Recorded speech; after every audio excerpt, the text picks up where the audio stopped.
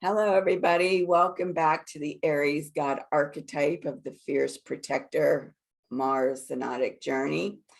And this is an exciting class because we have completed phase 3.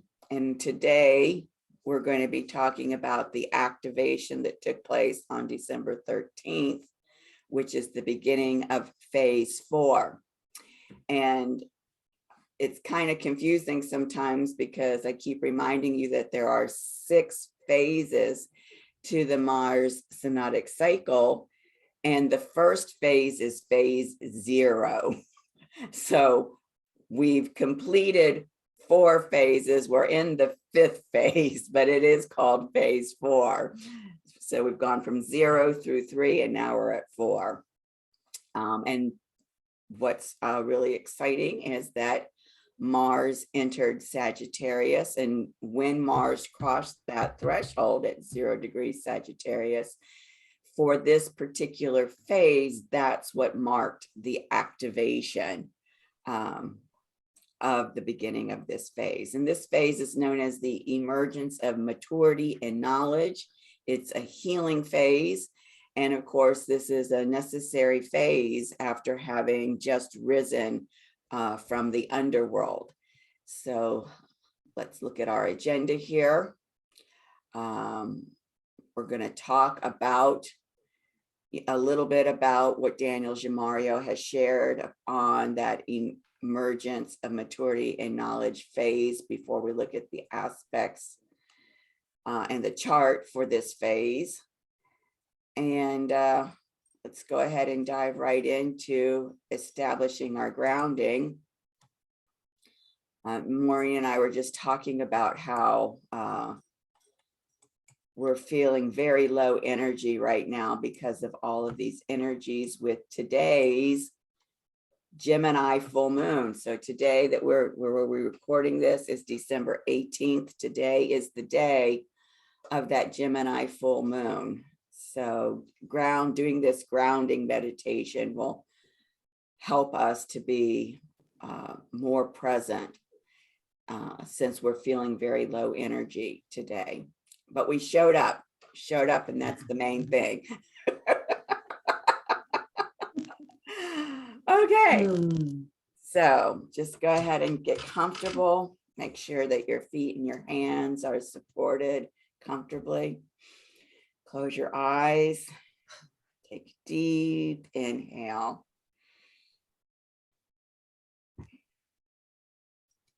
And another deep inhale.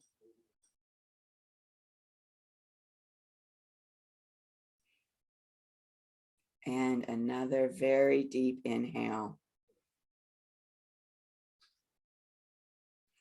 Bringing the breath in as far as you can, down into the solar plexus chakra. Bringing the breath down into the sacral chakra.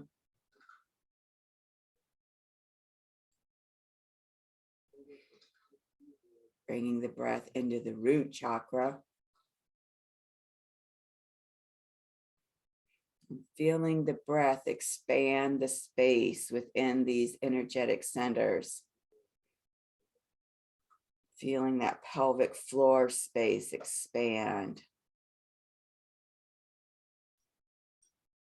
Taking another deep inhale all the way down into the earth star chakra.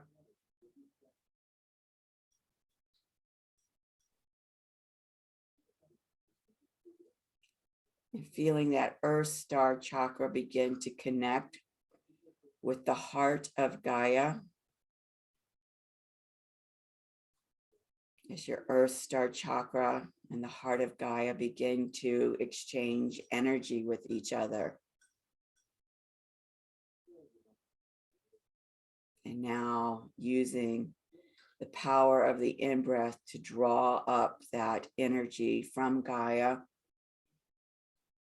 into the root chakra, the earth star chakra, and from the earth star chakra up into the root chakra. Feeling that pelvic floor area, all that space that was created being infused with the energy of Gaia.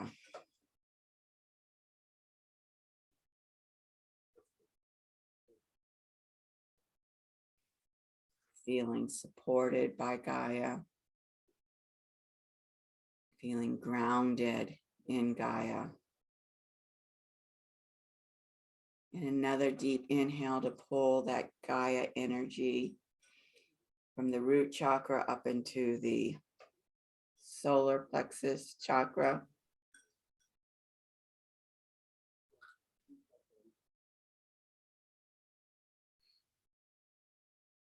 And allowing that nurturing energy from Gaia to fuel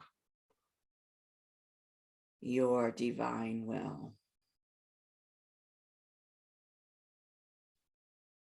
Feeling very settled, very stable. Feeling very present.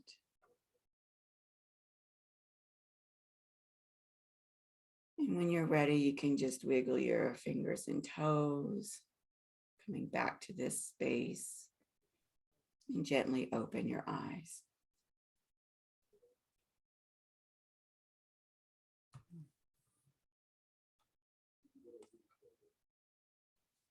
Okay, you're with me. I am with you. That was good. Thank you. Good, good. I do actually feel perked up. I do too. So this is a good reminder for people when they're having to meet an appointment obligation, right? Some kind of a commitment in their work, whether it's their sacred work or their professional work, and they're feeling very low energy, to just take a few moments to do that grounding, to give you that boost of energy so that you can keep moving forward. That's for sure. Yeah. I mean, even in the car at a stoplight, you can close your eyes and take some deep inhales and reconnect yourself. So we're going to go ahead and establish our spiritual fortification. We claim this space for the Sophia Christ consciousness.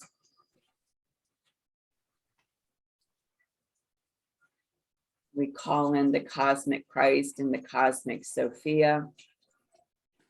We call in source, that is the Sophia Christ consciousness.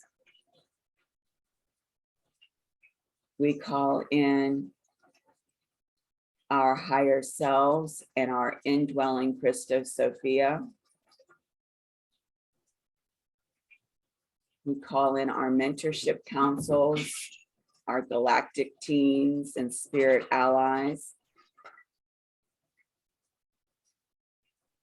We call in the angels and archangels that are aligned with source.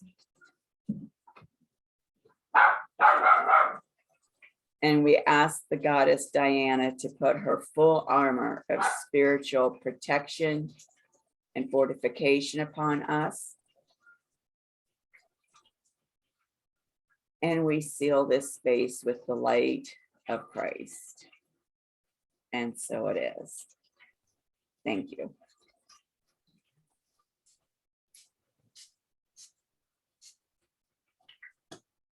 Well, that's a good reminder. I'm so out of it. I didn't even spray my spiritual protection spray. Woo. Yeah, I just did. So yeah, I saw that. Thank you for the reminder. Oh, sure. Go ahead and put on my little candle. I forgot to put that on. Got my little candle. Got my little one. I've got my smudge candle.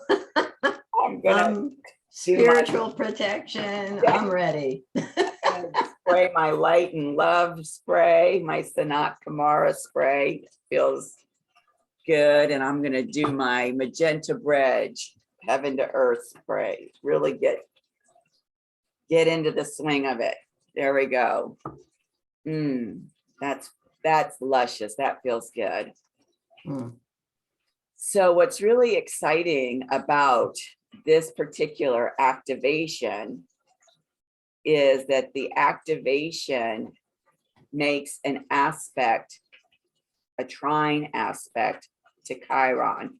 So remember, we've got Mars at 0 degrees of Sagittarius, and it's trining Chiron at 8 degrees of Aries. And remember, with those fast moving luminary bodies like Mars, you can use that 10-degree orb for those aspects.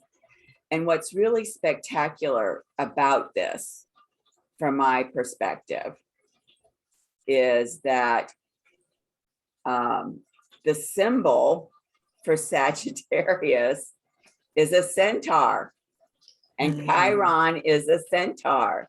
So it just feels, and of course, we're starting this 4th phase, the healing phase. Chiron being the cosmic shaman, that cosmic healer, the shamanic medicine that he brings to us. It just feels so absolutely perfect that we're having this activation with Chiron at this time. And so, you know, we've never in all of our classes, and this is, I think, the 15th class we've done in the Sacred Masculine series, I cannot recall if we did an invocation to Chiron. I think this may be the first time. I think so. Yes. So whenever you're ready, Maureen, I will invite you to do the invocation. Okay. Tutor of the children of gods, mentor of heroes, teacher of legends, wild centaur nurtured by light of sun and moon into something more than mere wildness and savagery. Wounded by your own student, doomed to an immortality of pain and suffering, you cheated your fate by gifting life on one reviled by the powerful and loved by the weak. Chiron, teacher, wise one, you who always knew the right thing to do, share with us this certainty and mentor us in our confusion. Aho. Thank you very much. That is good. Yeah, yeah. I found this, I didn't put the link, but this particular artist, I not very well gifted in the Slavic languages, so I won't even begin to try to pronounce his name. But he has a website with all of his artwork, and he does pencil drawings. And he happened to do this drawing of Chiron. It is. It's beautiful. Yeah. Yeah. So here are the energies for the month of December. And of course, here we are today at that full moon in Gemini, and it's standing right across the sky from the galactic center. And actually, just as an aside, it's almost a perfect opposition. It's within 20 minutes of being at an opposition. And as we discussed in the Sacred Feminine class, you know, with that full moon, the moon is on one side of the sky, the sun is on the other side of the sky. So the moon, of course, is in Gemini, which means the sun in Sagittarius is right there at that galactic center, receiving all kinds of evolutionary light codes that are brand new, that have never come into this galaxy before. And of course, the sun is in turn kind of like a boomerang effect, you know, beaming those new evolutionary light codes to the moon.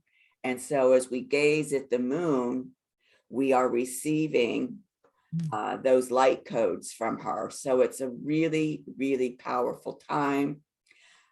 It's within the 3-day window of the winter solstice, which is making the effect even more potent than it would normally be.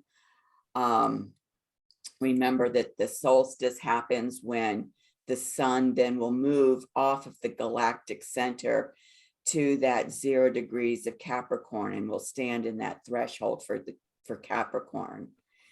And so here for us in the Northern Hemisphere, it's the winter solstice, but down below, as they say, in the Southern Hemisphere, it's the summer solstice. So for us, it's the longest night of the year, and for them, it's the shortest night of the year. But definitely a significant turning point in terms of this, the phases and seasons that we work with as priestesses, priests and priestesses. It's good to remember to say priests and priestesses, since this is a sacred masculine class. Right. So here, December 13, just 5 days ago, is when Mars entered Sagittarius. Of course, that was the activation that we're looking at. On that same day, Mercury entered Capricorn. So there's a lot going on here. Maureen and I were just talking about before the class, all of the energetic effect on our physical bodies that these activations are having on us, and the importance of taking the time to nurture your body, whatever it requires. If you are low energy and require rest, give yourself rest. If your body needs water, give it water, whatever it needs. So in that vein, I happened to find this video here. Yeah, move this so we can see it. Okay, there we go. And this is a short video. It's about a half hour. This is the link. I will put the link in the description below. And this gentleman's name is Michael. This is the first video of his that I've happened to come across. And he's talking about these major activations that we're going through this month. Part of those major activations is, we've got 2 of the 3 Venus-Pluto conjunctions happening this month. Very powerful. Anything with Pluto, can take you to your knees. We've got the last of the 3 squares between Saturn and Aquarius and Uranus, which is retrograde right now in Taurus. That's a heavy hitter with those planetary influences. And so he talks about what some of the ascension symptoms you may be experiencing in your body, and how you can take care of that. So it's a pretty good video, and I liked it because we're doing this sacred masculine class, and we've talked about how there aren't that many examples of the fierce protector that people can look to connect with that archetype. And so it's just nice to have something that is highly spiritual being presented by a young masculine energy here. And I just, I really liked his energy, and it felt refreshing. So, and he talks, if you look at his channel, he talks about all kinds of things. He talks about the Hopi prophecy. He talks about solar flashes. He talks about the armor of God. I mean, he talks about, all kinds of topics that are topics that we have discussed through our classes and through our priestess work. And so it just seemed apropos, particularly since this is the last sacred masculine class, to include somebody from the masculine community, the sacred masculine community. Yes. So hopefully this will be helpful to everyone, because it really helps that, maybe what you're experiencing might not be a flu may be their ascension symptoms. Yes. Oh. Okay, I think I went one too many. Did I go one too many? No. Oh, see, I've even lost track of what I've created for us. So now it's time to do the closure piece on the fierce protector rising from the underworld. And one of the aspects of that activation last month was Osiris in Aries being square to Pluto and Capricorn. Remember, squares are breakthroughs in consciousness. So having this breakthrough in consciousness around this inner Christ, right? Osiris is retrograde.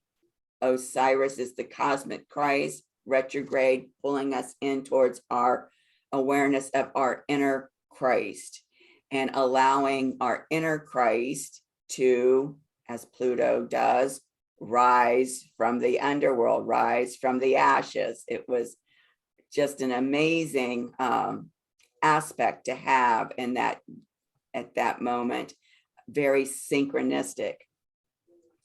So what was fascinating is for Maureen, this square actually created a grand cross in her chart. And I'll show you that in a minute. And for those of you that have been following us, you know that Maureen and I have our birthdays the day after each other. So in our solar charts, practically everything, with the exception of maybe from time to time the moon, because the moon moves very, very quickly, practically everything is in the exact same astrological position, but they're in different houses. And so for me, I didn't have a grand cross. I actually had a T square. So what I've done here to kind of help us follow this is, you know, where I have highlighted Osiris in yellow, you'll see that that's where Osiris in the sky was activating Maureen's and mine solar Mars at that 0 degrees Taurus. So I want to show you that because it may not make sense to everybody, because we're talking about two different astrological signs. But here's Maureen's chart, and you can see right here would be 29 degrees of Aries where Osiris was standing. So definitely activating her solar Mars in her solar 7th house, just so happens to also be her natal 7th house. And in fact, I would say, although I didn't put it on the slide, actually would include Uranus retrograde. And for me as well, because I have the same placement. I'll show you my chart now. So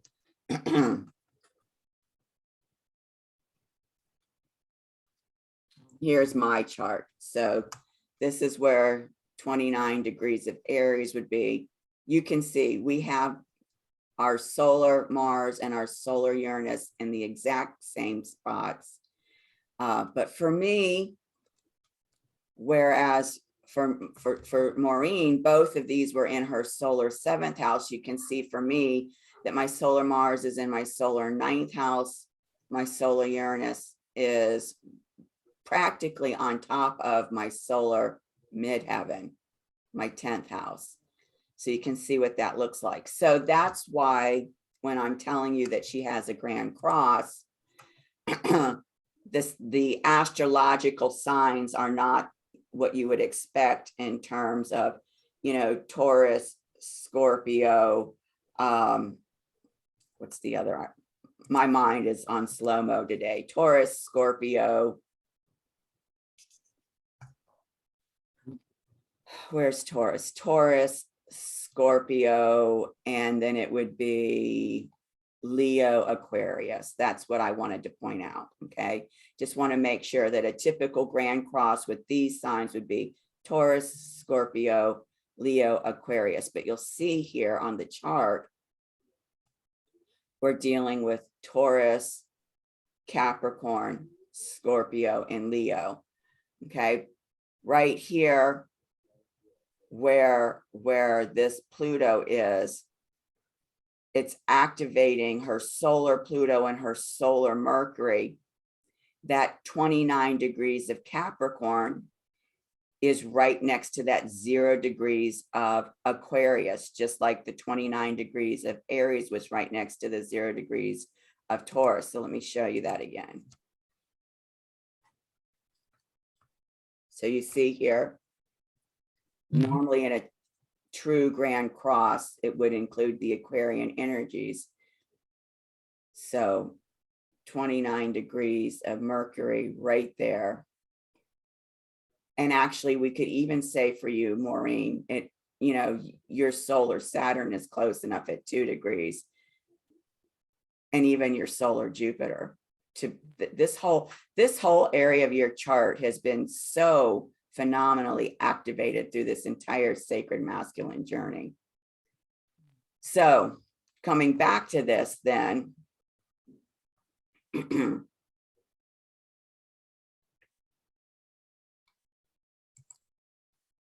we had talked about how you are experiencing this effect of, the as above, so below, as within, so without effect of this cosmic Christ and the indwelling Christ, Yeshua, and your indwelling Yeshua, in terms of how your indwelling masculine, your inner masculine is being, given a whole new platform, a whole new foundation on which to stand, a whole new structure on which the sacred masculine that you have embodied to be able to stand on. And we talked about how your natal Arthur, as the fierce protector, is standing right across the sky from your solar Mars. It's from that first house to 7th house, and how this is an opportunity for you to get to know your inner masculine in this new way as that fierce protector. So, we had a really juicy discussion about all of that during your personal session. Is there anything since then, or looking at this now, that is coming up around that would like to be acknowledged and spoken to help you close this piece out? I don't think so. I think it influenced very much my my work with the matrix that I'm currently working on. I think that helped me to kind of focus more clearly on exactly what I was trying to do, or trying to begin, what process. So that's all, and that's very much an ongoing thing. So the matrix is in the discovery phase right now, I call it. I'm trying to receive the energies that would be together with that, on that matrix, that would work on the wound that is suffered by the collective from the Yeshua story involving Judas, and he's the main player in this matrix. So I would say, yeah, that's very much, and he's influenced by Chiron. There's just no way he's not, and almost the same story. What he did, what he had to do, and the result of that. On a soul level, he knew. On a human level, maybe not. He didn't realize that, but he did it. And I think that's what influenced me the most, was my interaction there, Chiron and Mars. And so. And I think I recall that you said that with this new matrix that you're doing around the Judas wound of betrayal, that it wasn't just Judas that was coming in to facilitate manifestation, that Yeshua is coming in to facilitate that. And did I remember correctly that you were saying that even Peter, I have immediately, as you know, Peter is the one who handed me the matrix assignment in 2016 is when I had the dream, and he gave me the 5 seeds from the world tree, the tree of life. Let me just pause you there, because okay. I don't think you've ever told me that before. Really? Yeah. Oh my goodness. Yeah. Okay. I was taking a dream class from Tammy, and that was when I started to record my dreams. The first one I ever recorded was called Researching Peter. And within the dream, I was walking down a hall of many doorways. And I opened one on the right, and it opened onto a desert scene. There was a tree there that we called the olive tree, only it wasn't an olive tree. It was more, it looked more tropical, great big leaves, and it was an olive, but within that place, it made more sense to say it was an olive tree. But he told me that the tree, the seeds from that tree had been saved, and one had been planted in the 1800s. So that tree was somewhere on Earth growing. And then he handed me 5 seeds from that tree. And I didn't know what they were. I recorded it, I've got 5 seeds from this tree that is, from everything I can tell, is a real tree now, a representative of the world tree, of the tree of life. And I have 5 seeds from it. And so what am I going to do with these 5 seeds, right?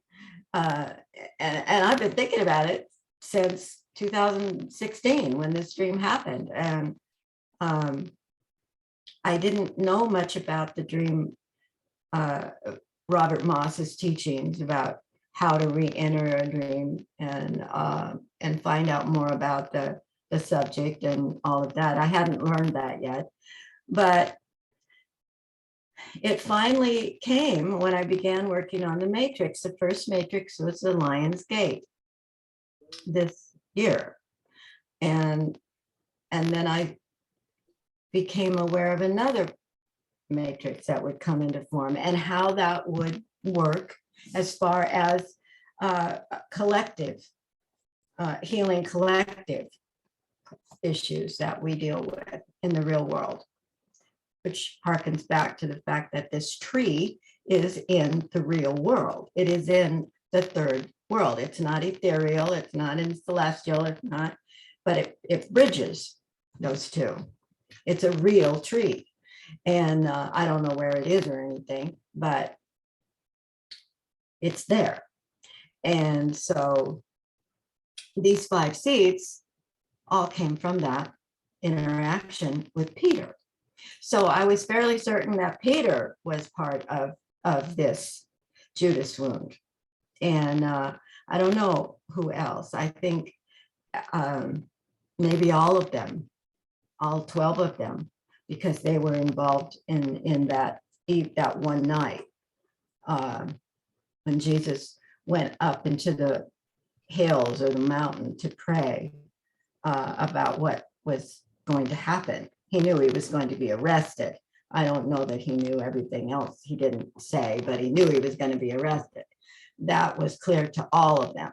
He asked them all to sit and pray, and they fell asleep, which is why in the Abbey in France, I took that particular picture. I thought it was fabulous. There was a sculpture of the disciples falling asleep, and Jesus came down and felt betrayed, that they hadn't prayed with him during that time.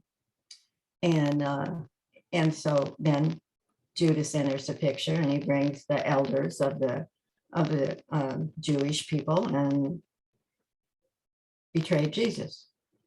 So it all ties in together with my initial dream, with that particular scene, and I'm working on that point. Yeah. So yeah, it came from Peter. Yeah. And so, it kind of helps to reframe all of the discussions that we've had from month to month as you've been doing these matrices since the Lion's Gate, to really see now with this activation of the fierce protector rising from the underworld, how the work that you're doing through the matrices is really the Christed fierce protector work. I mean, have you ever thought about it in those terms? And no, how does that resonate with you? Because I can clearly see that. how the matrices are a reflection of that protector. How Is that what you're saying? How you creating those matrices is really your own specific Christed fierce protector work, your Christed fierce protector manifestations. I think, yeah, I resonate with that. I do. And it makes sense.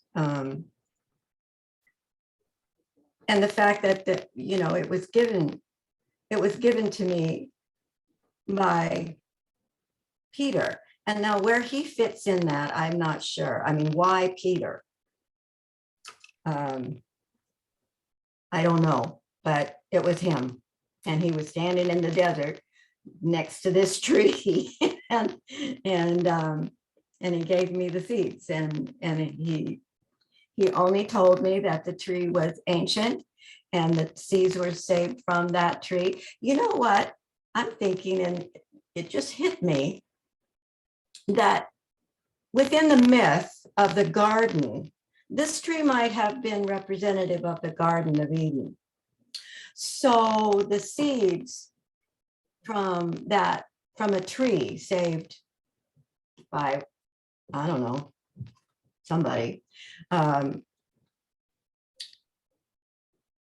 was representative of it's coming back.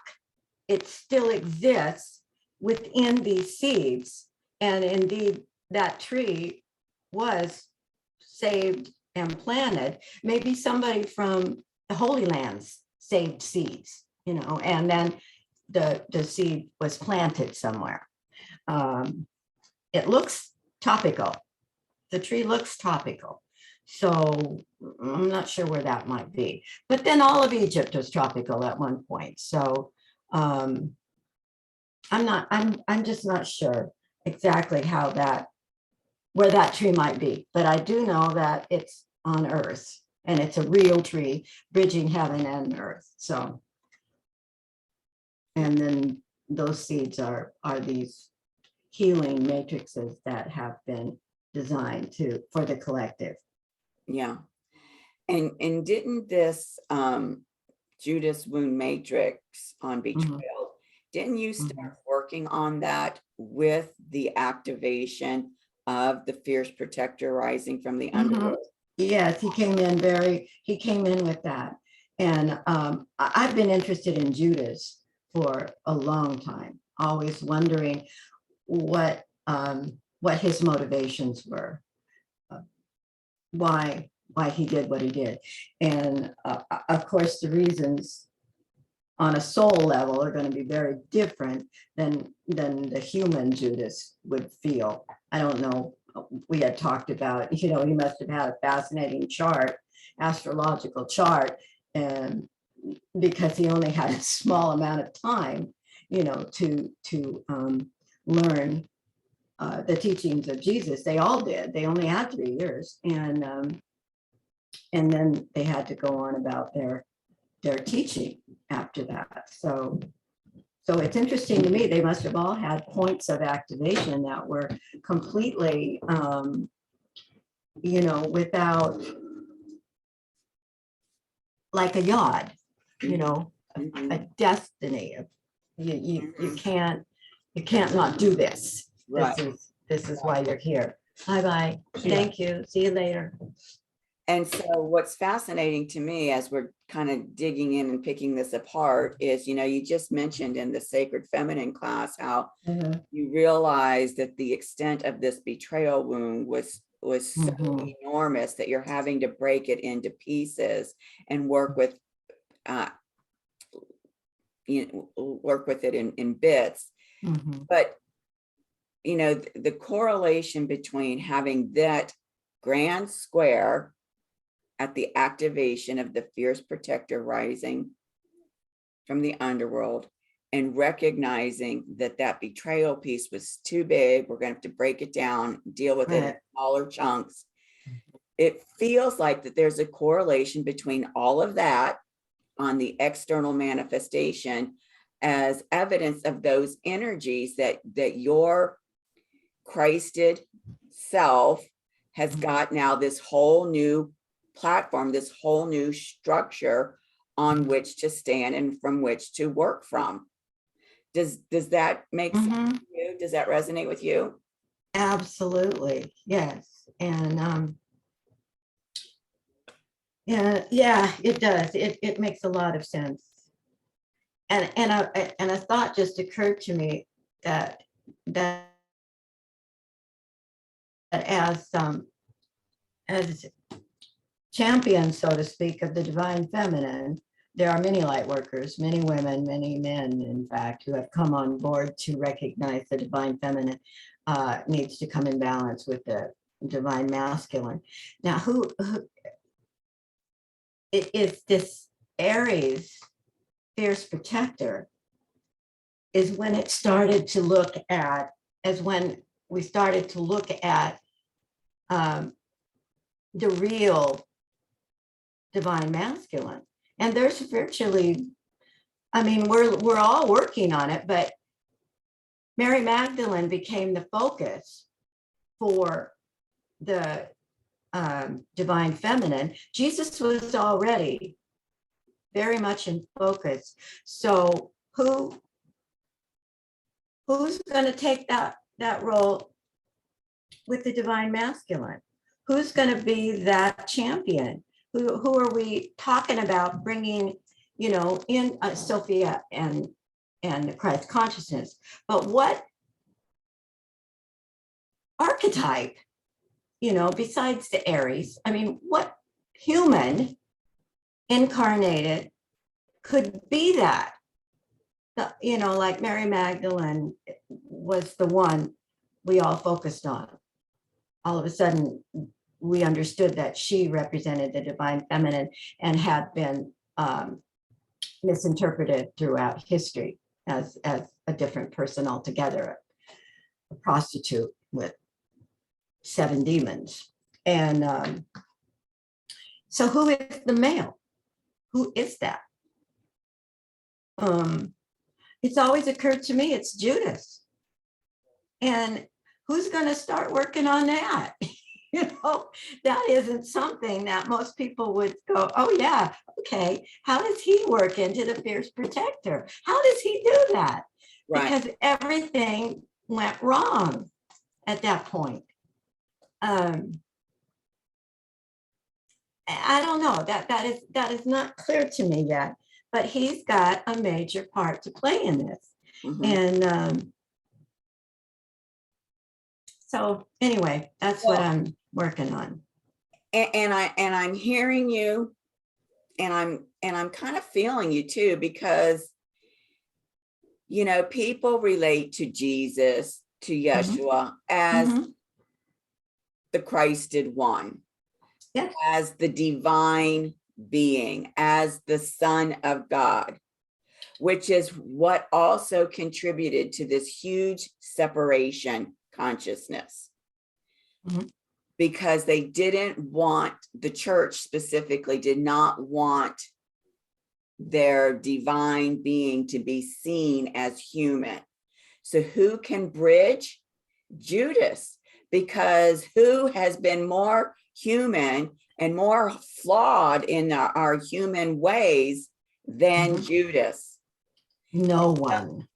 And so it does No. make sense Mhm. that Judas is somebody that we can look to in terms of an embodiment of the Christ that that can come into our consciousness now and help us bridge the ability to forgive those betrayals that are in the collective consciousness, our own experiences of whomever we feel has betrayed us, to be able to shift into that more Christed position of, unconditional love and forgiveness. It makes sense to me. Good. I I'm mean, glad and because what I'm is what I'm saying making sense to you, and does it yeah. connect to your thought around how he Mhm. would be the one that would show the path to that way? I think he's exactly the one. Yes, and that part I've kind of felt for a long time, not exactly understanding the process, how that was going to happen, but he still is the most maligned man in history. Um, no one even comes close to his love betrayal because nothing would have happened without it. I mean, Jesus might have been arrested and eventually, and he might have been killed. But who would know if there had not been something about that experience that led us to his divinity? I mean, we know he's a human and representing the divine masculine. But in order for his story to have gotten rolling like it has, something big had to happen there. And so Judas' betrayal, the crucifixion, the burial, and the resurrection. I mean, could that have happened without Judas? I don't know. I don't think so. He's the one. He's the only one that could do what he did. He's the one who, I should say, said, yes, I'll do that as a soul. I mean, I can just see all 12 souls sitting around a table, talking about what was going to happen in this incarnation and, deciding all the roles they would do and what kinds of lessons they wanted within their incarnation. And the soul that was Yeshua saying, I need a betrayer, and who's going to do that? It And it reminds me of that scene in one of the Harry Potter movies where Hagrid gets to be the teacher, and the first class he's got Buckbeak, and he's like, "Who's going to be the one to come with work with Buckbeak?" And all the other students take a step backwards, and Harry is standing there, and he's just standing there. Yeah, I can see that happening. with all Judas. the disciples. Jesus says, who's going to play the betrayer? They all step back, and there's Judas standing by himself, wondering what the heck just happened. Uh-oh. I don't know if I want to do this or not. I mean, that took a very, very advanced soul. And I mean, I just can't even imagine stepping up to that, knowing they knew what it would do. Yeah. They knew exactly the role it was Yeah. at that time, you know, and then when they all incarnated, maybe not so much, you know. Right. We have that forgetting that happens to us, but we are able to keep on track because we bring the blueprint with us in our chart. Right. And fortunately, they all responded as they had planned to. Right. And it's important to remind ourselves that just as we've discussed throughout both the sacred feminine and the sacred masculine classes, that who we identify as Yeshua and Magdalene 2,000 years ago is not who they are today, that they have continued to evolve, that the same with Judas and with the others, that they are not the same soul beings that they were then. They have continued to evolve, and they are masters. And so it does make sense to me that having chosen to play such a critical role at that time, that Judas would come forward to play a role again in facilitating this, you know, this embodiment of the Sophia Christ consciousness that's now coming onto the planet. So yeah, I absolutely, I totally get where you're coming from and what you're being guided to. It's just really interesting to me that, you know, now he's stepping forward again at this time of the Mars Aries, the fierce protector. I don't know exactly all the things. I'm trying to think. He is protecting once again. I'm not sure about what he's all bringing to light. He's coming in pieces, you know. I get, first of all, it was his name and, you know, his story, and then the betrayal wound, and then all the things that set up for, you know, the huge misconceptions we have about money and suicide, all those things that happened. And I'm sure he was political, you know. And I also don't know if he was Essene. Do you know if all the disciples were Essenes or not? I don't remember. I don't know either. I mean, I did a whole series of studies on the Essene teachings from a group that I think I told you about that was at the time, it was either in Oregon or Washington State. It was an established Essene community. They live as Essenes and they teach the Essene teachings. And my impression is that whether they were Essenes before they joined him or not, that as a collective, they were living as Essenes together and following, you know, those the Essene way of life. Yeah, you know, I'm reading about them now. And a lot of it's channeled material, because, well, they were really secretive, and they didn't leave a lot of information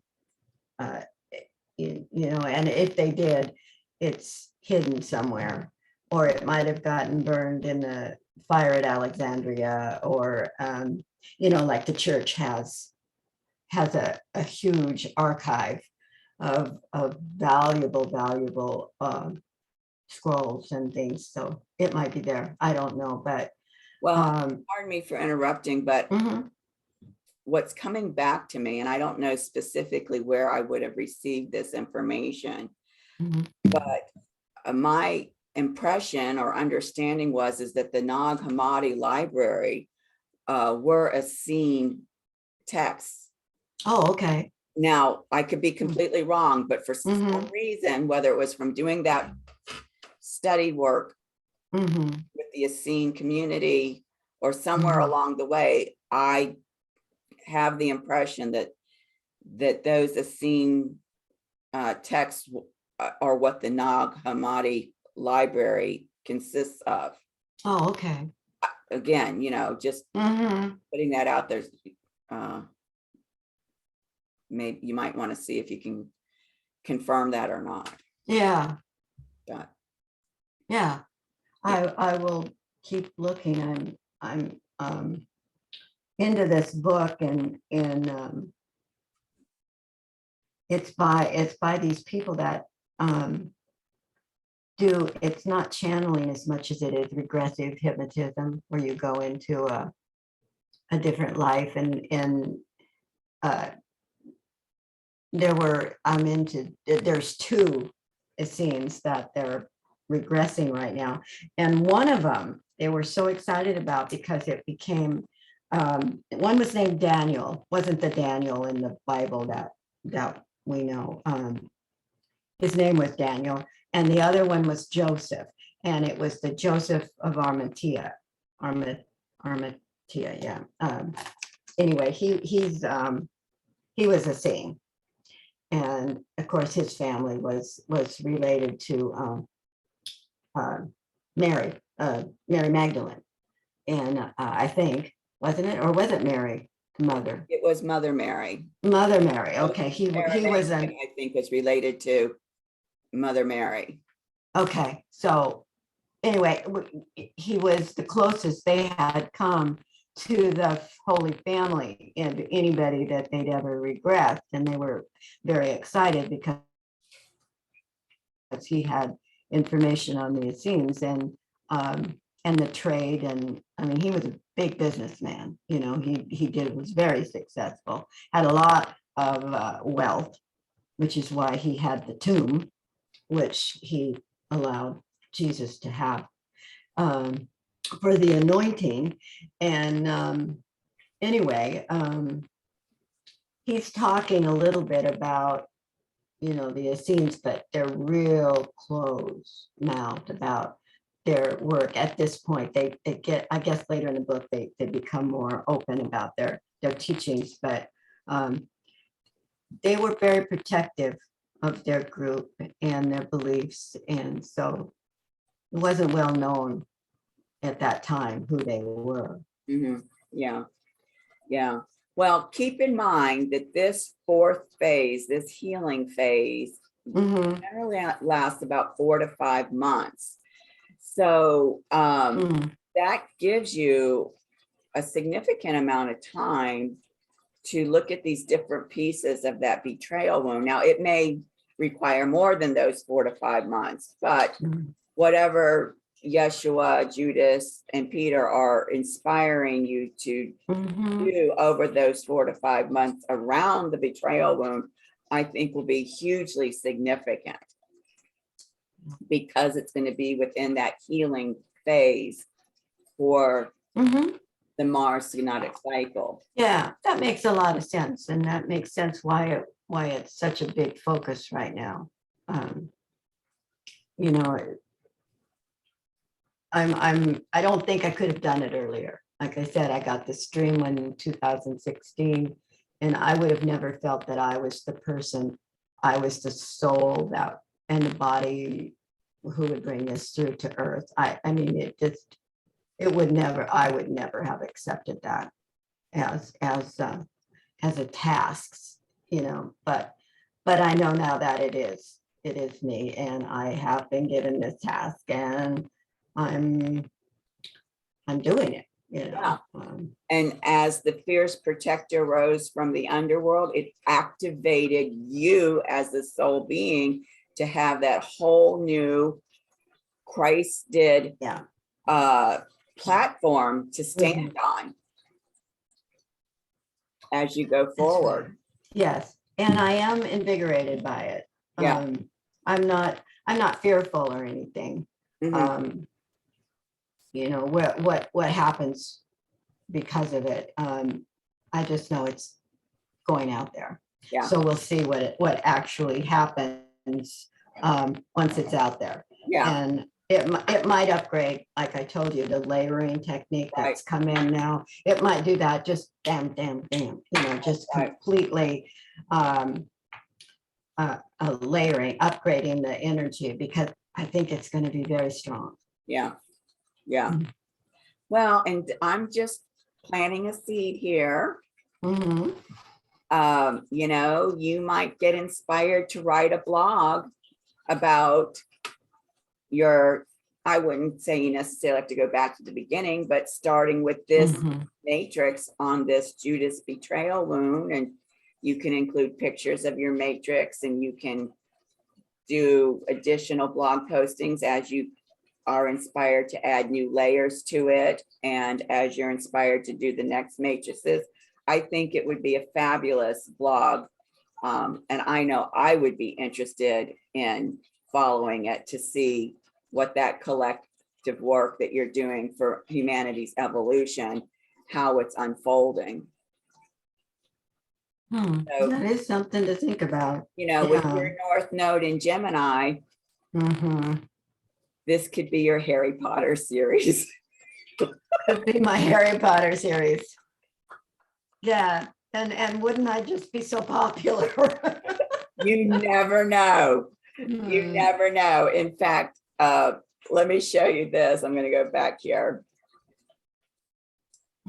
This gentleman who I just happened to come across today. Yeah. He has 51,000 subscribers to his YouTube channel, and he only started his channel in 2020. Oh, wow. Yeah. And here we've been doing our work, and our channel has 22 subscribers. And while I'm very grateful for every one of those 22 subscribers, there's no reason why we shouldn't have 51,000 subscribers also. So that's true, isn't it? Yeah. You never know what's going to take off. No, you don't. You don't. No. Yeah. It is. It is just, whatever it is, and I have no expectations. I'm a Sagittarius Venus, and I'm after the truth. That's exactly what I do. Right. That's right. Yeah. Wow. Well, for me, what's interesting is, I had that same square that you had, with Osiris activating my solar Mars and Pluto activating my solar Pluto Mercury. But then I had this square to my natal North Node at 29 degrees that was standing across from Pluto and Mercury. So this fierce protector rising from the underworld for me, also very much related to my Christed self, my ability to communicate with my Christed self, my ability to, at this fated time in my personal evolutionary journey, being able to remove any emotional charges around any patriarchal wounds that I may be carrying in my heart space that could be interfering like static with that communication has been blown out. And a part of that goes back to what I discussed in the Sacred Feminine class around shadow work, where, you know, I invited everybody to think about, will they allow themselves to let go of all of the losses that their minds perceive that they have experienced? Because when we experience loss and we attach it to grief or betrayal or any other negative emotion, anger, resentment, that creates a kind of static in our ability to communicate with our inner self, and of course with the self above. And so that was a huge paradigm shift. Talking about dreams, it was a lucid dream that I had where I received that guidance, reminding me, you know, there is no such thing as time. Right? Everything is in the eternal now. And so you can always reconnect in any given moment with anything that you perceive you've lost, because we know nothing is lost. Energy only changes form. Energy does not go away. And that was such, I mean, I knew that, but to have it framed in that way around the mind's perception of loss and have it connect with the emotional charge, you know, related to it, it was a huge paradigm shift for me. So, you know, as the fierce protector rising from the underworld, being able to have this whole new breakthrough in consciousness and calibration of alignment with my ability to communicate with my inner Christ and with the cosmic Christ, absolutely huge.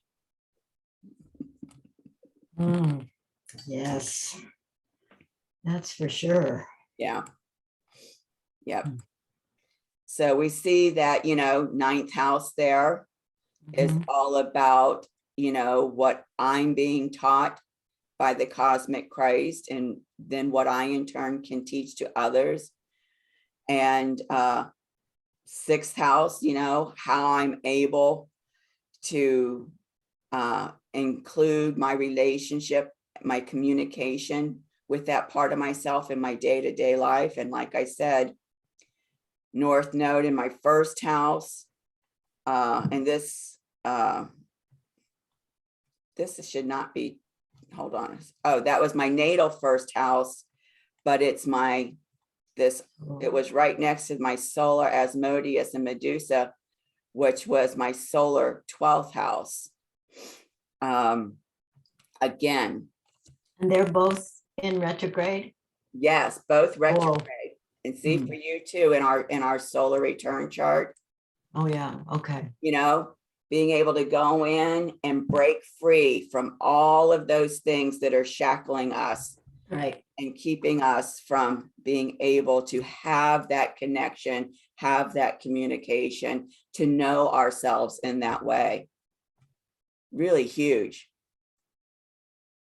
So that was a powerful activation last month that really set us up for what's going on this month.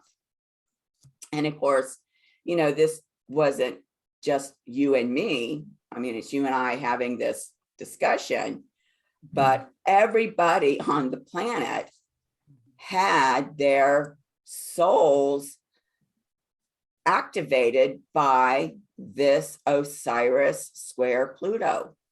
Just how it was activated is unique to them. Right. And their ability to make those connections with the cosmic Christ and their inner Christ. So we could not go through what we're getting ready to go through this month and through next year if we had not had that activation last month. Yeah. Okay. So how are you feeling about that gate? Or are you feeling like you have good closure around it? Is there anything else desiring to be acknowledged? No, I think I'm complete with it. Yeah, I think I've tuned into it, Yeah. thankfully with your help. So, it would be interesting because I would never have put that together myself, Mhm, although I would have felt it.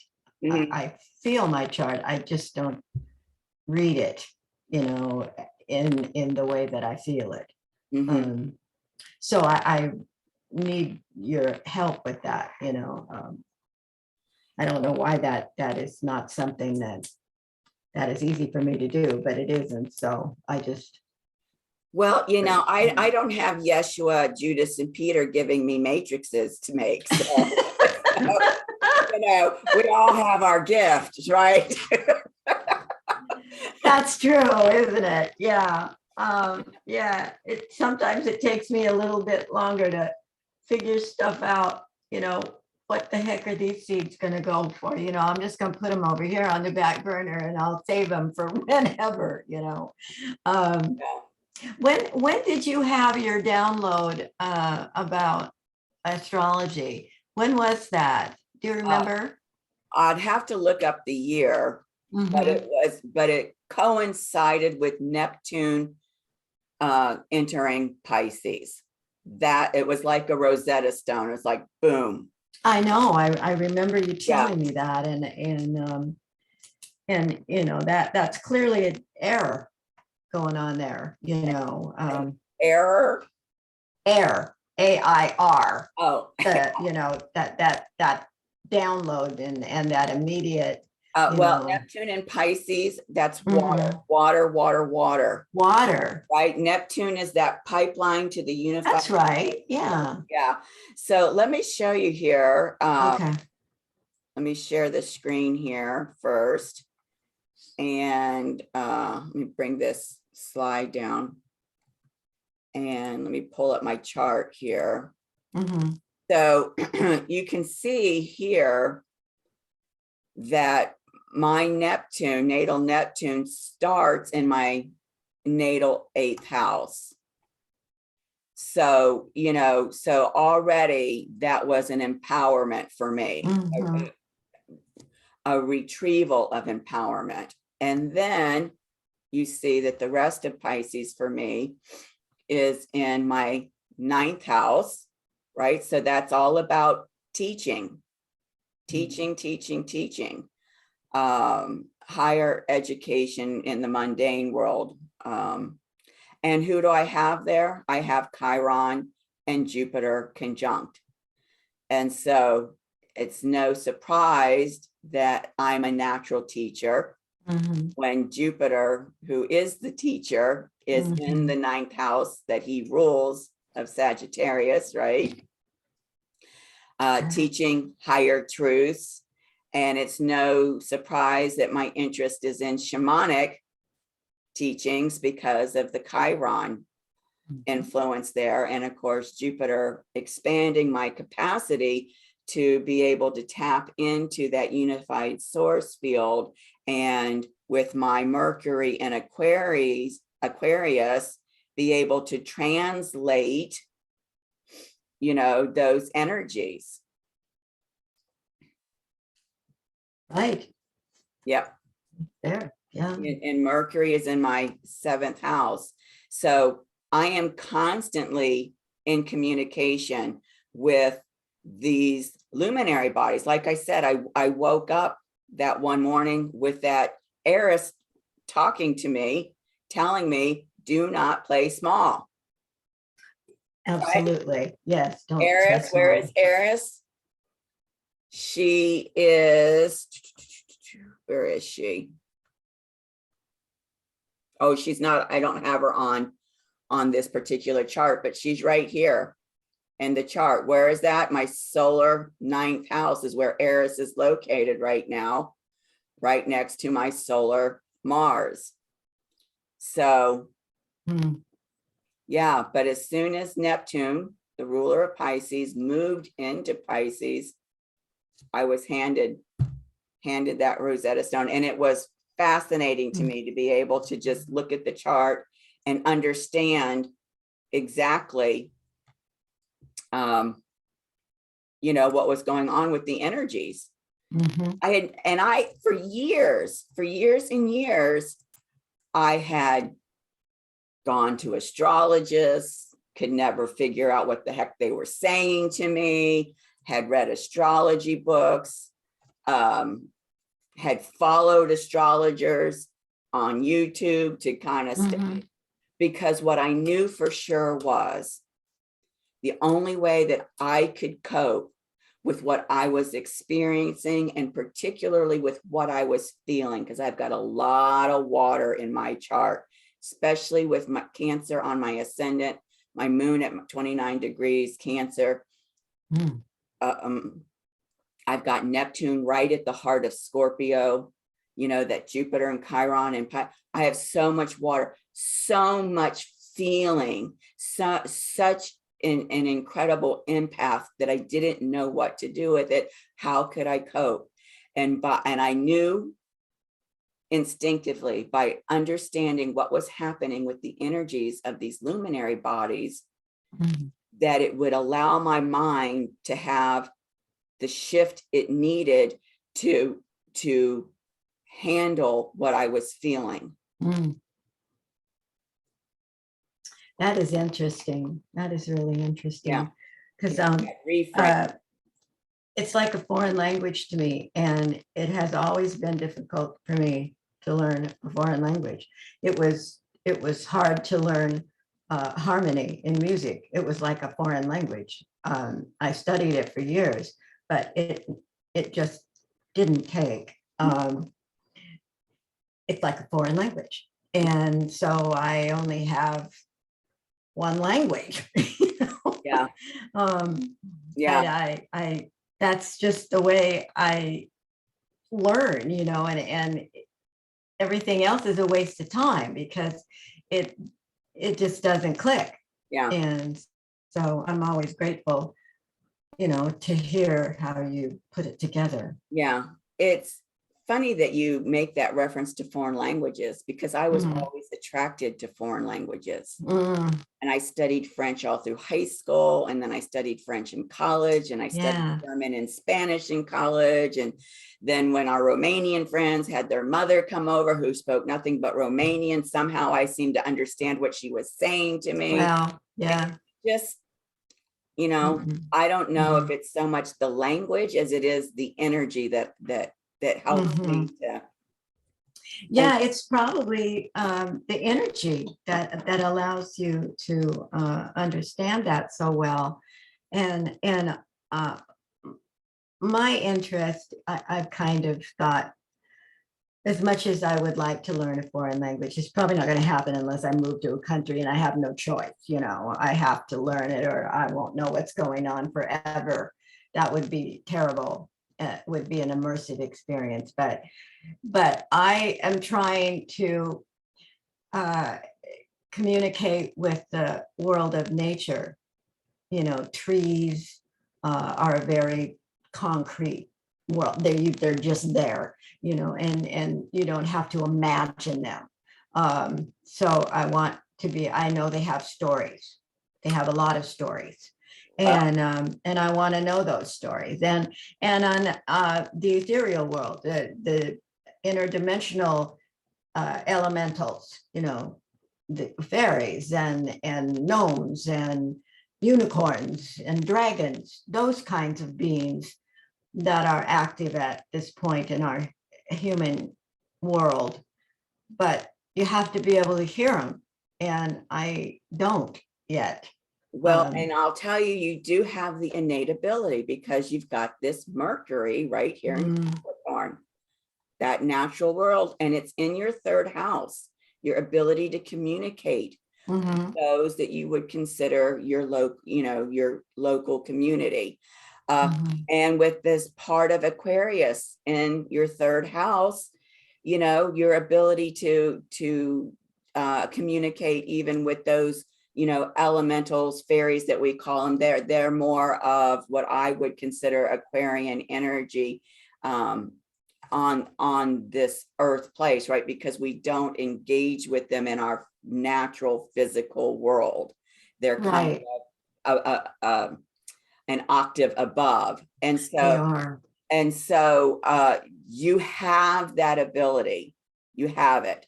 And you've been fine-tuning it over this year because you've been getting all of this messaging around these matrices. And so I know that it's going to, without a doubt, that, all of those crystals that you have on your altar over there, you can start communicating with them. And if you just hold the intention that I am communicating with them and I know that they're communicating with me, and just wait for the message to come through. It's, what it's kind of like? It's kind of like, have you ever been like racing around trying to get out of the house, and all of a sudden it's like, oh my God, where are my keys?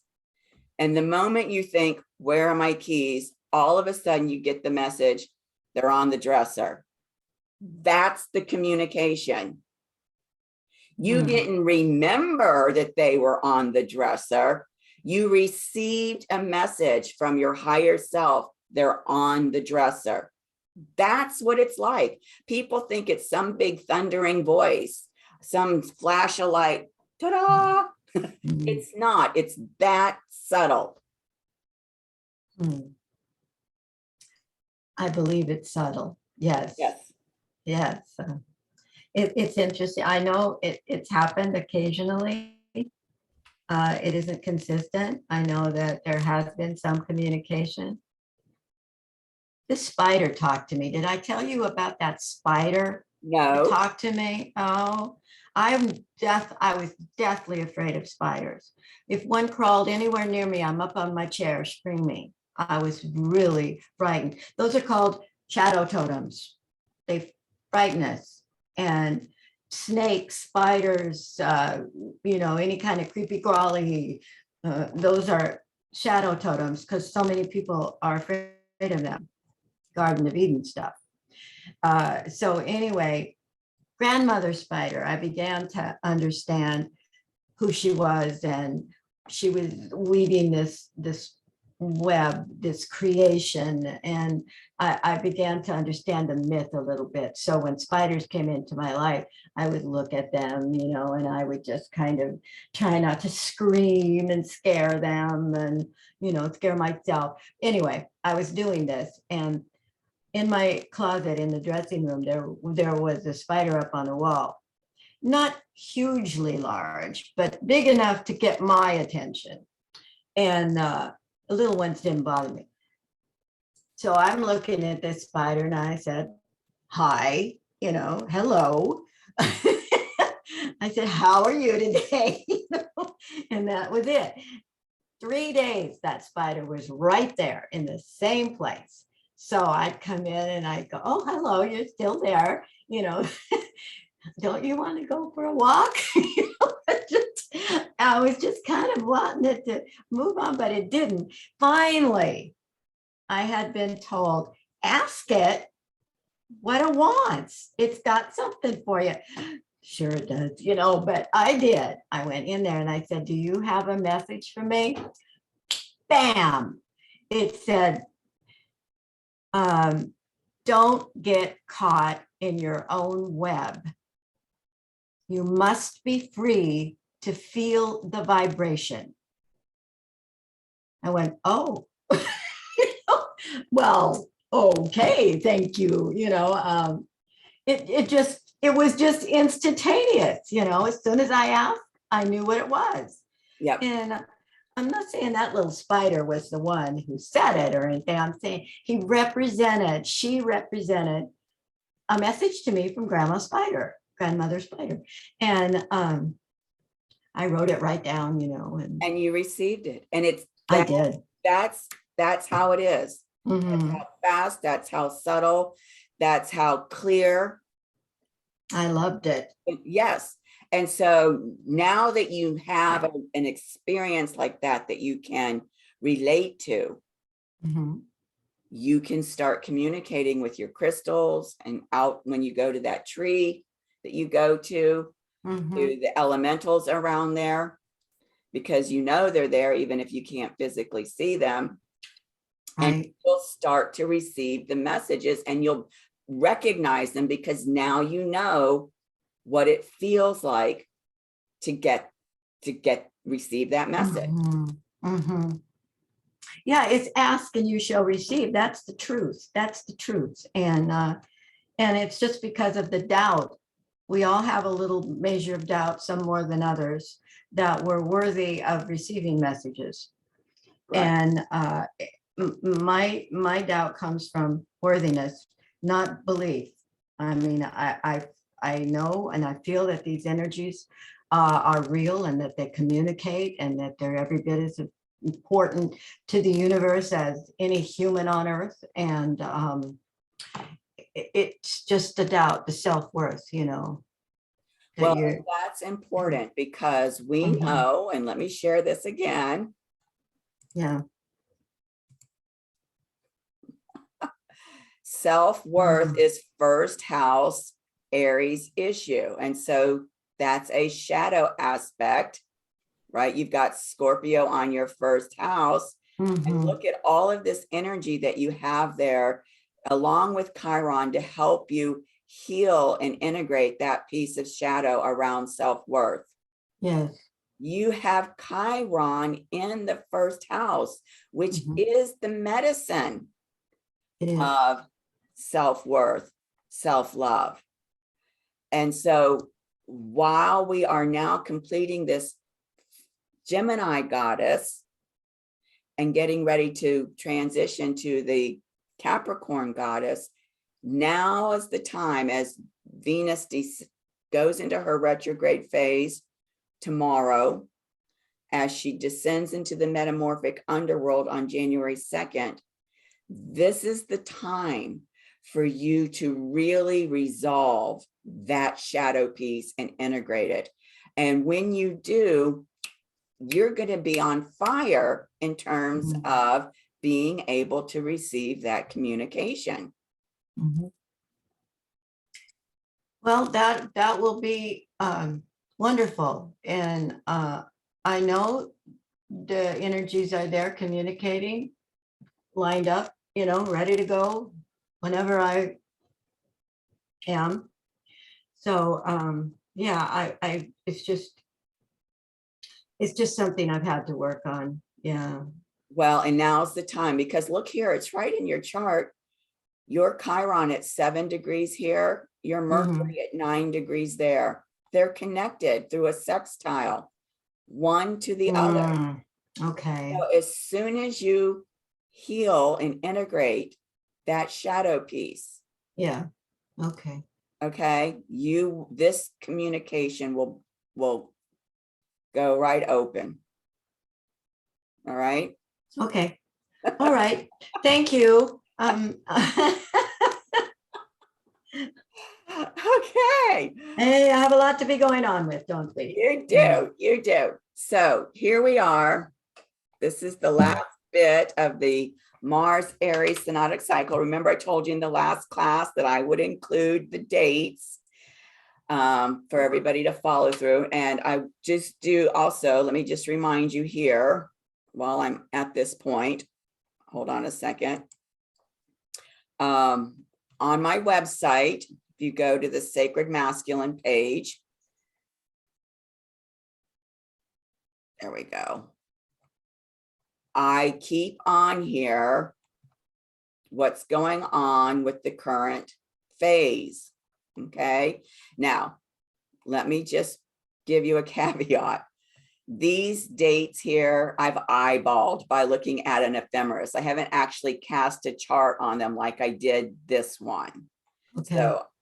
So when I cast the chart, depending on the time that it happened, it might be that day, it might be the day before, it might be the day after, but I'll come, when I cast the chart, I'll come and update it. But you can always come here to my page, my Sacred Masculine page, to see, you know, where we are with the cycle. And Okay. what I'll do is I will also take this slide and I'll make a JPEG out of it and I'll send it to you so that you can like print it off and hang it up too, you know. Okay, thank you. So that you'll have that to work with. So remember I said that this phase 4 generally lasts 4 to 5 months. So it's going to last 4 months, take us through April.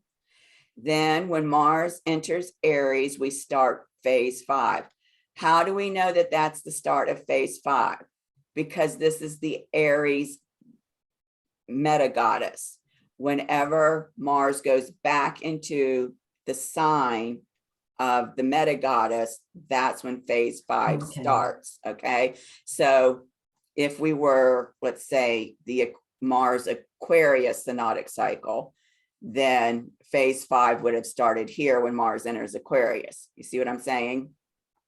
So that's how you know when phase 5 starts. Okay. And in phase 5, what happens is we revisit 2 critical points.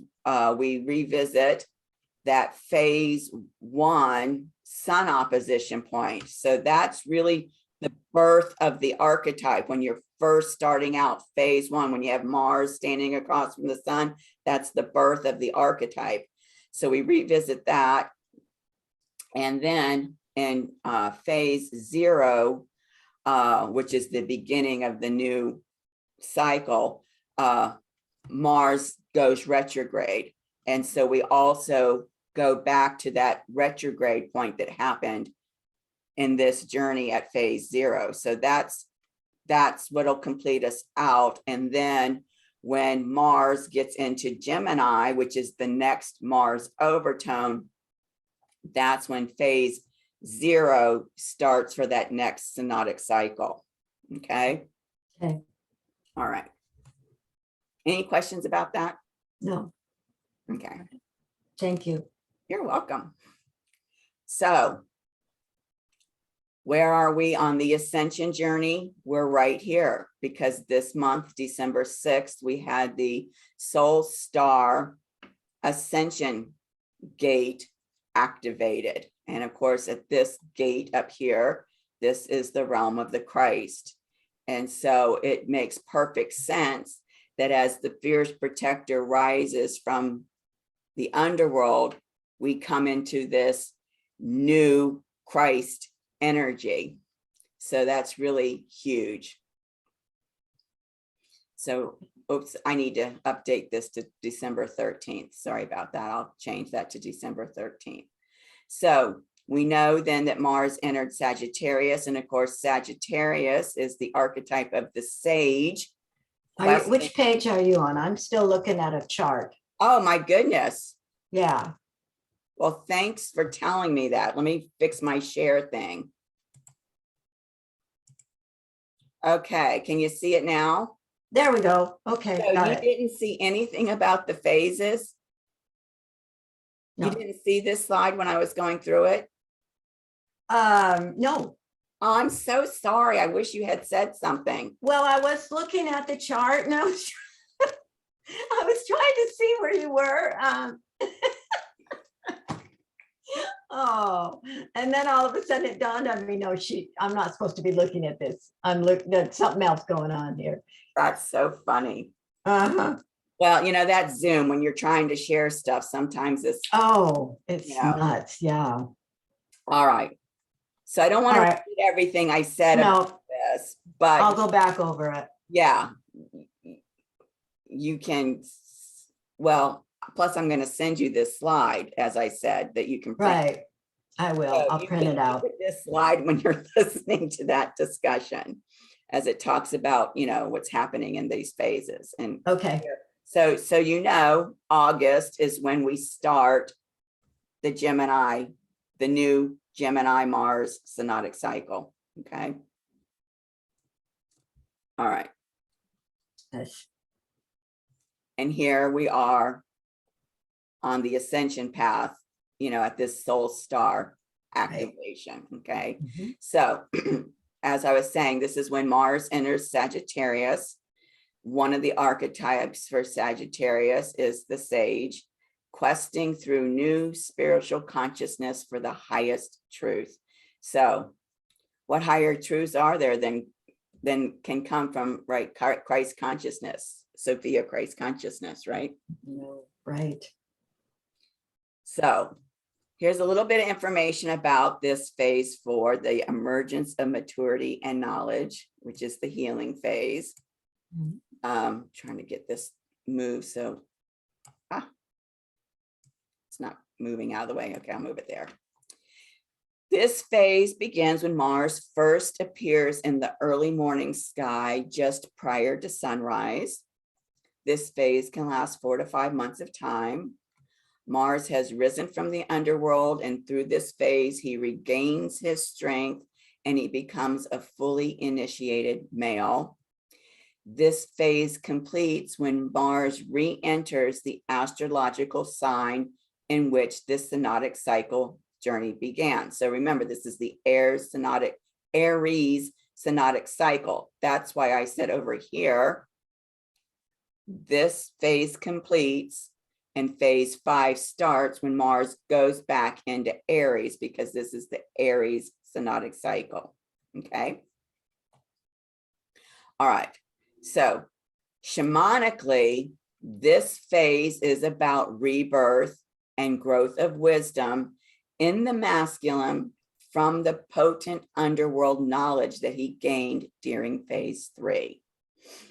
And as I mentioned early on when we did the invocation, it is very significant that this phase is initiated in the sign of Sagittarius, which is represented by the centaur, the most famous being Chiron, the cosmic shaman and healer. So that's just one of those cosmic synchronicities that you just cannot, dismiss very casually. Right. Okay, now I thought it might be interesting to talk about some of the characteristics of the masculine Sagittarius energy. And this, I got these excerpts from this article. There's a lot of information in this article that is very interesting. So I encourage everybody to go actually read this article. Okay. But in general, or in brief, I should say, in brief, the masculine Sagittarian energy is expansive and exuberant, a generally cheerful guy with a can-do attitude who is always up for a wild adventure. He lives for those wild open spaces. He is sometimes extremely impulsive. Being restrained in any way does not appeal to these independent, freedom-loving fellows. They tend to live completely in the moment, trusting that good fortune will follow them wherever they go. And like the heroes in the tales of old, a Sagittarius will find a way to turn life's pitfalls into a quest or grand adventure, and will later enjoy regaling you with the tale of how he escaped from a sticky situation, came out on top, and ended up saving the day. I swear this sounds so much like my son. My son, who's a triple Libra. I need to go back and look at his chart and see what the heck is going on in Sagittarius, because this sounds so much like my son. But anyhow, the point of sharing these masculine energies of Sagittarius is because, this is our inner masculine that is going through this healing.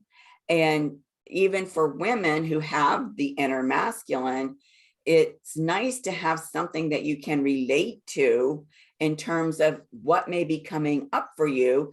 And is it your inner masculine coming up in these ways as a part of this healing phase that we're going through? So I think that that's valuable to be aware of. Is there anything you'd like to add around all of that, or anything with your experience with the Sagittarius energy? For us, with our with our Venus in Sagittarius, this is very much us too, on the feminine side. Mhm.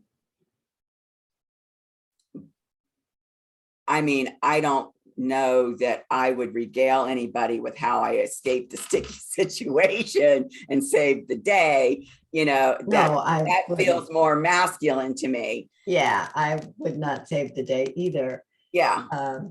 But But I can be extremely impulsive, and I do not like to be restrained in any way. So, no, you don't. I don't enjoy it myself, but I am. yeah. But it's I nice to recognize have that. this kind of filter for the masculine energy, Mhm. especially for us with our Venus Sagittarian energy, always looking at it from the feminine's point of view. Right. Yeah. Mhm. Okay. All right. So here we are finally. Ta-da! Totally okay. A lot of aspects going on. Look at this. Mars is conjunct Magdalene when he comes into Sagittarius. And together they're trining Chiron, and they're standing across from the North Node. I mean, this healing for the sacred masculine is an evolutionary shift for humanity. We talked about in our sacred feminine class about bringing that sacred masculine energy back into our structures, back into what we call the man's world, right? Back into the workplace, back into our educational areas, back into finances, and back into our political leaders, allowing the space for that sacred masculine to show up. This healing is that turn of the worm for that to start to now begin to have the space created. The crack has been made for the space to open up for the sacred masculine to come on to the public stage, right? The world stage, for us to start engaging with it. And then, of course, we have the North Node here, sextiling Yeshua retrograde in Leo. So this is definitely what we've been waiting for in terms of the end of patriarchy and the beginning of this sacred masculine, light masculine energy being able to step forward. Here we have Osiris, the cosmic Christ, trining Mercury, right? So Christ is communicating with us, and both Osiris and Mercury are sextiling Jupiter in Pisces, and so that communication is being amplified. So Christmas should be really spectacular this year, especially with that second Venus-Pluto conjunction happening on that day. We've got the moon trining Sekhmet in the sun. We've got a loose grand air trine going on. Of course, this Saturn square Uranus will not be exact until Christmas Eve day, but it's certainly encoded in this. And we've got Medusa and Hercules sextiling Merlin, Pluto, Arthur, and Venus. So we got a lot of sextiles, 1, 2, 3, a lot of trines, 1, 2, 3, 4. This is all hugely harmonious, supportive energy for this opposition and this square, this breakthrough in consciousness to our multidimensional self that we're embodying, and our ability to calibrate and refine our attunement and alignment with the sacred masculine energy. Isn't it spectacular? It is. Yeah, I'll be excited to look at our charts to see what that looks like. Whoa. Yeah. Yep. So here's Mars in the Magdalene, right here in green, standing across from the North Node in Gemini. And here's Mars in Magdalene, making that trine to Chiron. And here's the North Node sextiling Yeshua. I mean, technically, we could say there's also a grand fire trine, a loose one, a very loose one, because this came out to 5 degrees. So between 0 and 5, we've got this 8, 1 and 3. We could say there's also a very loose fire trine. And if we do say that, and let me tweak this to show that. Come on. There we go. If we do that, just take a look at this.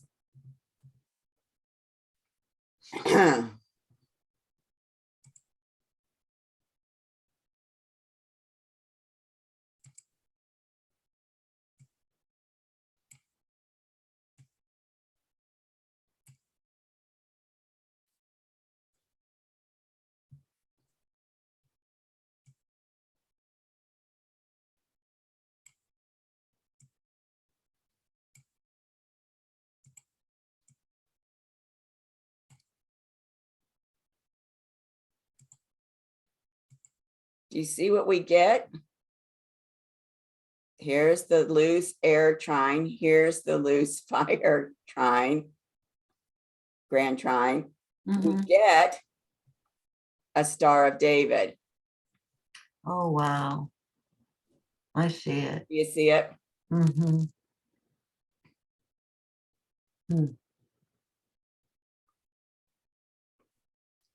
So, just in time for Christmas. Pretty spectacular, huh? Yeah, it is. Pretty spectacular. So it'll be exciting to look at our charts and see where all of this falls, how we're being activated. So I know you've sat through this in the Sacred Feminine class, but for those that watch this class and not the other, just want to remind you that all of the programs have been updated. We're only going to be doing the personal sessions for the Sacred Feminine and Sacred Masculine starting in January. This is the very last class that I'm doing for the Sacred Masculine. And the last class for the Sacred Feminine was yesterday, and it's already been posted to the YouTube channel. And that's because I'm going to be doing these Cosmic Messenger classes and these Pluto return classes. And each one of those are going to have 3 classes in them. And I'm also going to be doing this video series on the 7 Taurus-Scorpio eclipses that are happening over the next 2 years. So I needed to be able to handle all of that. Plus, I'm creating a Patreon page account where people can support my work with many different levels of support and many different levels of access to my work. And when that's created, I'll send that out in my newsletter. So what I did not have on this slide for yesterday is it occurred to me each of these has their own individual subscription price, as noted here.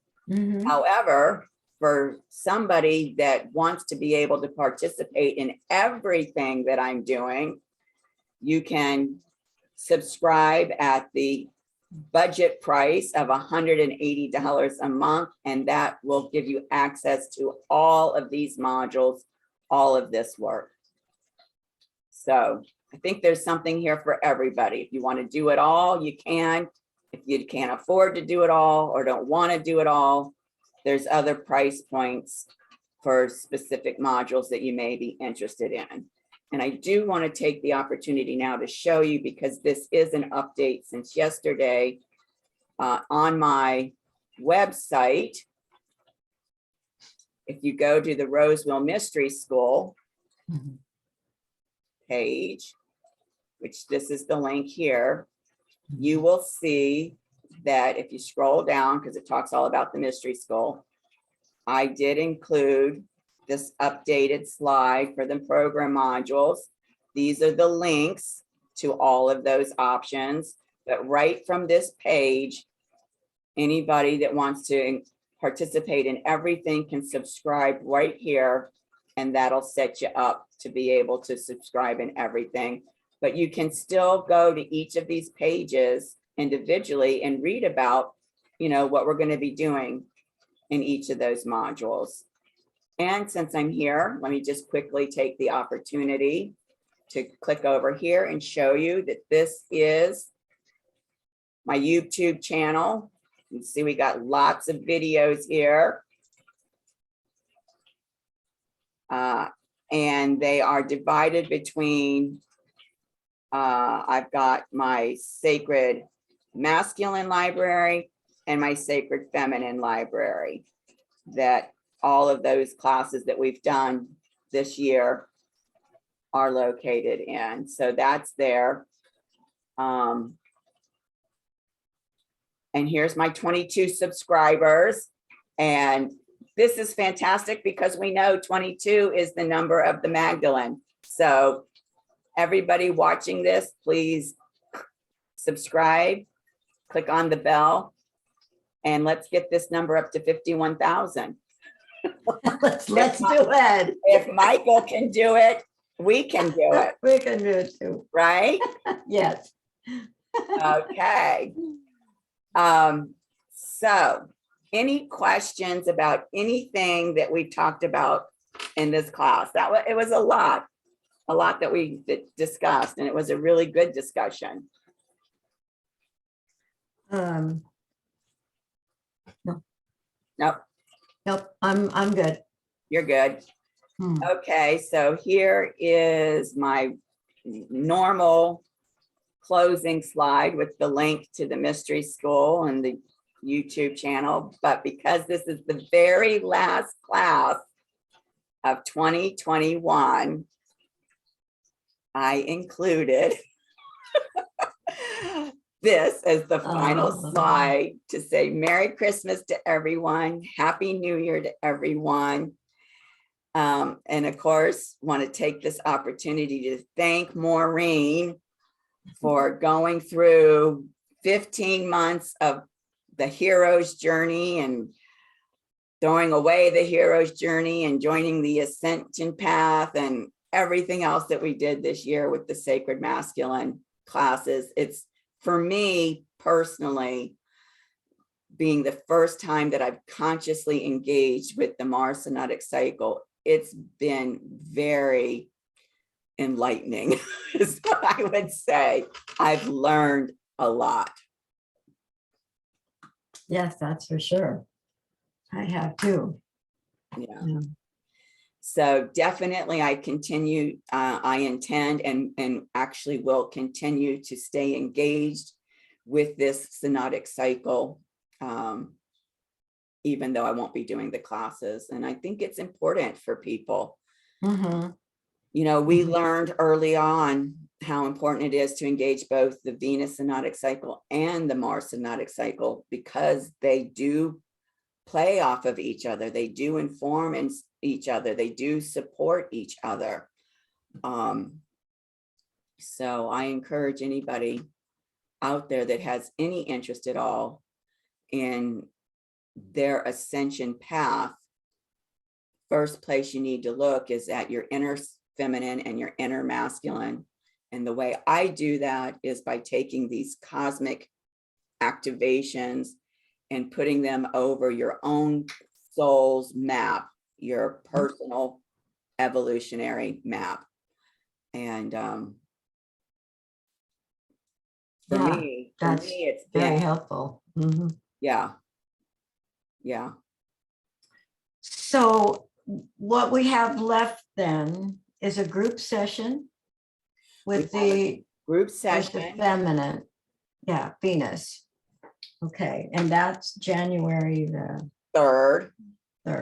All right. And then we have to make a personal